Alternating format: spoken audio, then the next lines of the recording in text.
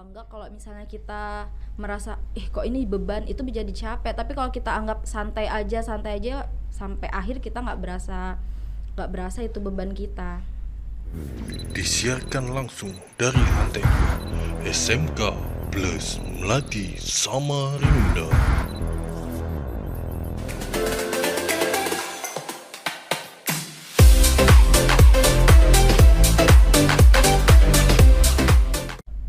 Assalamualaikum semua, kembali lagi bersama saya Tri Putri Hidayah di segmen Alumni Talk kita kali ini. Kali ini kita kedatangan narasumber, silahkan perkenalkan diri Kak, nama, angkatan, jurusan. Perkenalkan, nama saya Nur Indasari, saya angkatan 5, kelahiran tahun 1997, dulu di SMK saya jurusan Teknik Komputer dan Jaringan. Waktu di SMK itu gimana sih Kak kehidupan asramanya atau kehidupan sekolahnya juga, ada pengalaman menarik nggak atau suka dukanya gitu? Boleh diceritain ke saya. Sebenarnya sekolah di SMK Melati itu bagus untuk disiplin karena kita tepat waktu. Apa-apa selalu ada waktunya. Kita dari bangun pagi, dari makan pagi, makan siang, makan malam, apalagi sholatnya pasti 5 waktu. Karena mulai subuh, zuhur, maghrib, isya kita pasti di masjid. Asar aja kita di asrama. Dan di sekolah pun kita juga ada sholat duha. Jadi sekolah di SMK Melati itu bukan cuman sekedar untuk pendidikan aja, cuman agamanya juga lumayan bagus juga. Gimana ceritanya atau pengalaman menarik Kakak dulu waktu di SMK Plus Melati? Ada pengalaman menarik nggak? Suka dukanya di Melati itu, kalau misalnya kita terlambat ikut kegiatan, kita pasti dihukum, seperti jalan jongkok. Kalau misalnya ada sidak di asrama, kamar kita kotor, pasti kita dapat hukuman juga dari pengasuhan, dari jalan jongkok, lari keliling audit. Menariknya di SMK Melati, ada guru-gurunya tuh lebih menjadi kakak untuk murid-muridnya.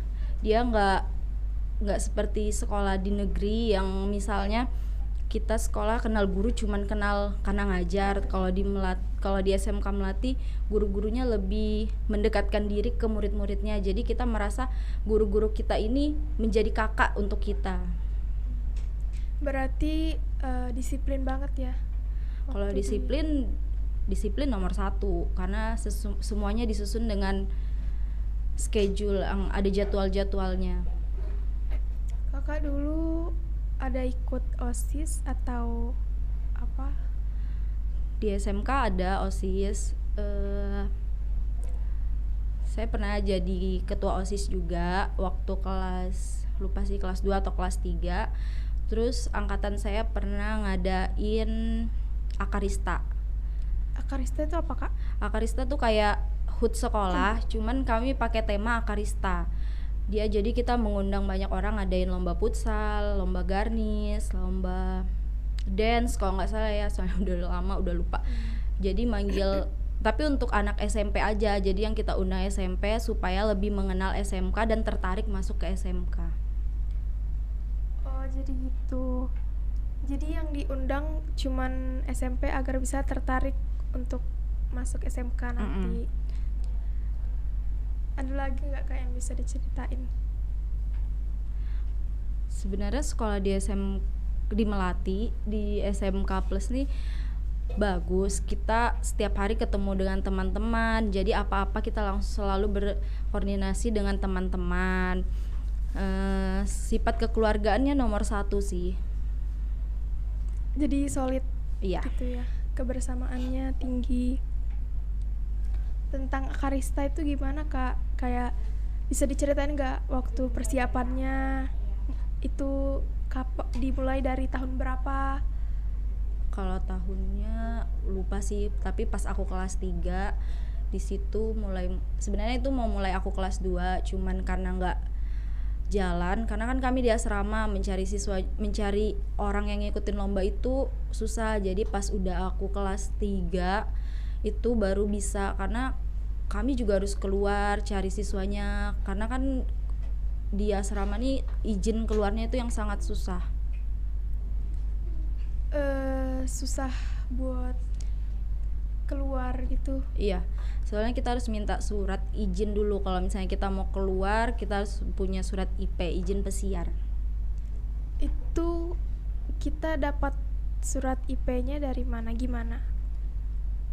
Biasanya dari sekolah juga ada ngasih, cuman itu cuman sampai sore. Kalau kita mau IP IB, kita harus minta izin dari pengasuhan atau kepala asrama. IP itu izin pulang kan Kak? Kalau IB? Izin pesiar. Oh, izin pesiar. Izin pesiar itu? Iya, izin pesiar itu kita izinnya keluar pagi tapi sore udah harus di asrama. Kalau IB kita yang pulangnya hari Sabtu, Minggu kembali sore. Gitu. Kalau IB-nya itu dia harus kayak kita izin gitu dulu Kak, atau Tergantung. Kalau misalnya ada waktunya emang? Kalau misalnya sebulan sekali tuh pasti ada IB. Kalau IP tuh tiap minggu, itu kalau hari Sabtu dan Minggu. Tapi kalau misalnya kita mau di jam sekolah, IP dan IB tuh kita ngurus, kita harus minta tanda tangan. Oh, jadi gitu. Kalau waktu di sekolahnya itu gimana Kak? Cara pembelajarannya gimana? Terus ya kita belajarnya itu Di sekolah di sekolah itu kan kita turun sesudah makan pagi kita tuh apel dulu di asrama, baru kita jalannya tuh berombongan. Apalagi kalau sudah kita kelas 1, kelas 1 tuh kita jalan kayak barisan, kayak anak-anak bebek gitu loh. Jalan harus sesuai barisannya. Nanti di sekolah kita bubar dengan barisan lagi. Terus kakaknya itu ngeliatin kita. Biasanya kalau kita nggak disusun rapi tuh barisannya, pasti kita dimarahin. harus tertib ya. Dulu Kakak ikut eskul apa? Dulu tuh ada eskul apa aja sih Kak? Dulu di angkatanku eskul nari ada, teater ada,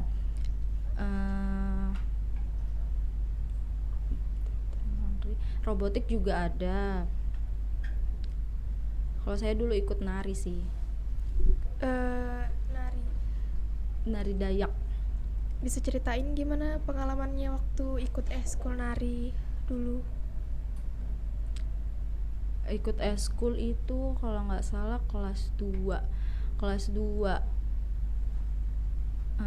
Latihannya itu seminggu 2 kali, tapi kalau kita mau ikut lomba setiap hari latihannya. Jadi aktif banget ya. Iya.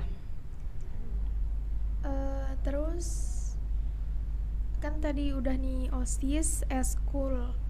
Terus apalagi Kak yang pernah Kakak ikuti di asrama? Di SMK Plus Melati? Gak ada sih eskulnya, cuman itu aja yang sedang aku ikutin. Cuman kita nih kan di SMK nih di Melati nih punya namanya adik kakak asuh. Jadi setiap ada angkatan baru tuh kita pasti ngadain pemilihan adik kakak asuh. Di situ tuh kita yang angkatan kelas 1 disuruh memilih baju yang akan menjadi kakak asuh kita. Jadi nanti kita di situ ada pemilihan adik kakak asuh, itu diadain malam sih, biasanya malam-malam. Nanti kita di situ ada keluarga, Black Hacker, CPM, VM sama LC. Jadi dari angkatan 1 sampai sekarang angkatan berapa sih kalian? 13. Angkatan 13. Jadi berarti nanti kalian itu punya angkatan dari angkatan 1 sampai angkatan 13, berarti nanti kalian punya kakak asuh itu 12 orang. Tapi biasanya ada juga yang satu angkatan tuh ada yang kakak asuhnya 3, 2, ada juga yang 1.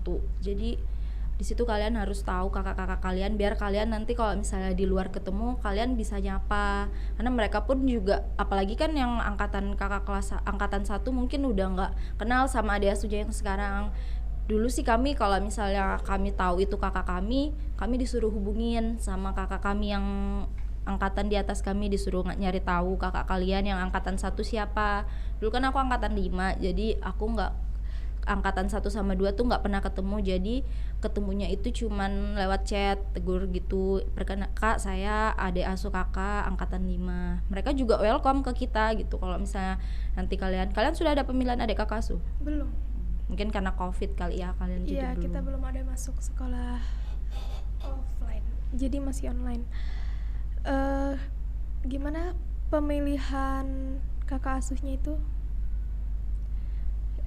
Pemilihannya tuh diadakan malam. Nanti kalau misalnya udah ada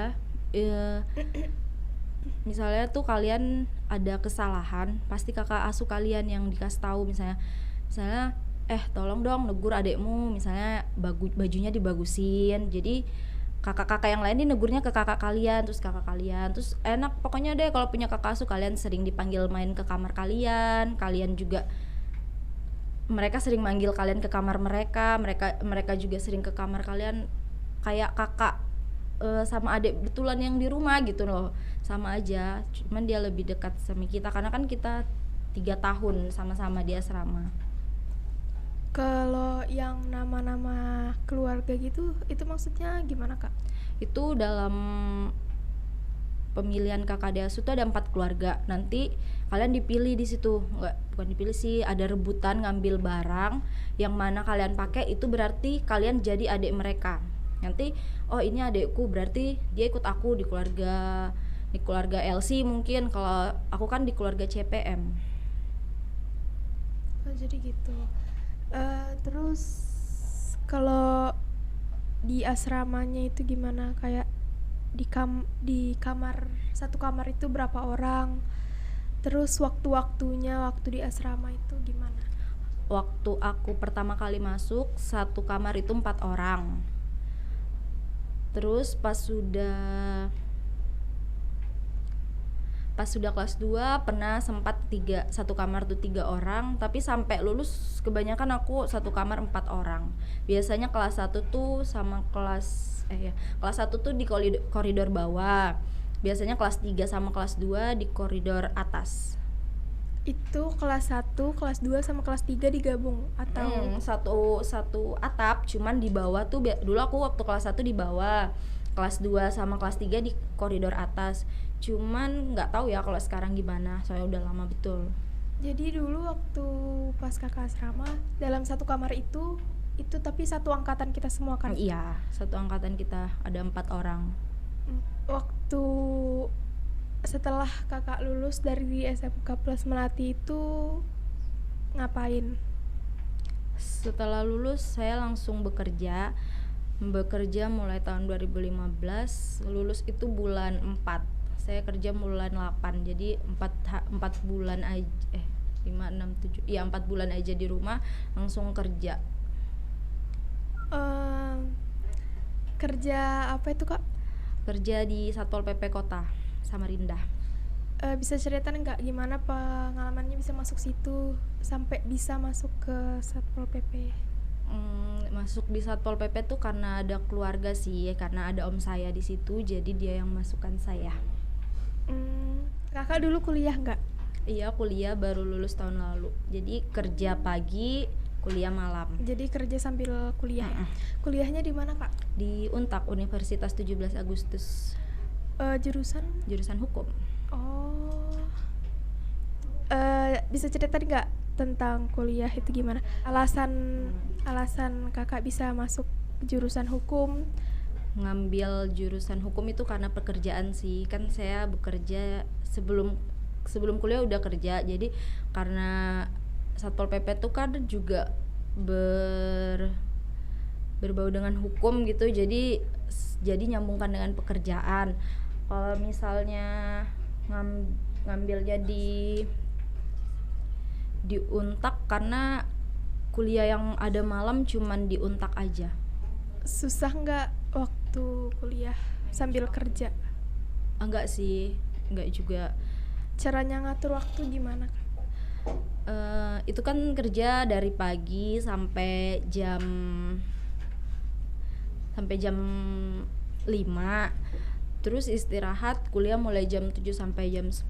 Kita kebanyakan istirahat ada sih waktu untuk 3 jam. Cuman kalau misalnya kita mau bilang capek apa enggak, kalau misalnya kita merasa kok ini beban, itu menjadi capek. Tapi kalau kita anggap santai aja sampai akhir, kita nggak berasa itu beban kita. Jadi kan tadi udah sekolah kerja sambil kuliah ya, kuliahnya ambil jurusan hukum dan kerja di Satpol PP Kota Samarinda Seberang. Ada nggak sih Kak ilmu yang selama di TKJ itu dipakai waktu kerja atau kuliah? Ada, kan saya ini Satpol PP, cuman ditempatkan di Kecamatan Samarinda Seberang. Di sana saya juga bantu sebagai pelayanan. Kan kita sekolah pasti belajar komputer, jadi kita sudah bisa ya ngetik, baru ngeprint, nginstal. Jadi kita ada pembelajaran. Dan waktu di SMK kan kita sempat magang tuh 3 bulan, tapi di aku kena 4 bulan karena kantornya itu minta 4 bulan. Waktu itu kakak magangnya di mana Kak? Di Auto 2000 Samarinda, bengkel. Oh, di bengkel. Kan tadi udah cerita tentang semua, mulai dari asrama, kehidupan di asrama gimana, sekolahnya gimana, sampai kakak kerja, kuliah. Sekarang ada nggak masukan dan nasihat buat adik-adiknya yang lagi bersekolah di SMK Plus Melati?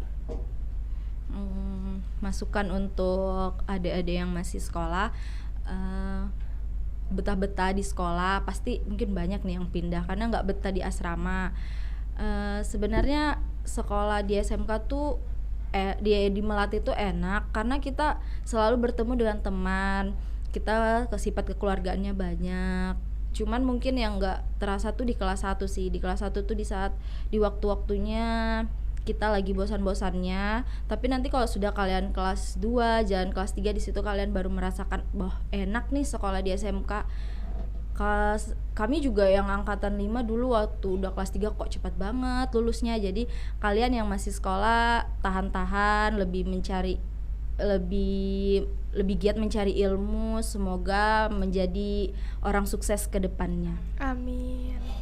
Makasih ya Kak udah mau diwawancara hari ini, udah mau jadi narasumber kita kali ini. Ya, sama-sama. Semoga SMK Plus Melati ini bisa menjadi sekolah yang lebih baik lagi. Semoga Amin. murid-muridnya bisa lebih banyak lagi dari tahun sebelumnya. Amin. Sekian dulu ya podcast kita kali ini. Sampai jumpa di podcast selanjutnya. Assalamualaikum warahmatullahi wabarakatuh. Disiarkan langsung dari antena SMK Plus Melati Samarinda.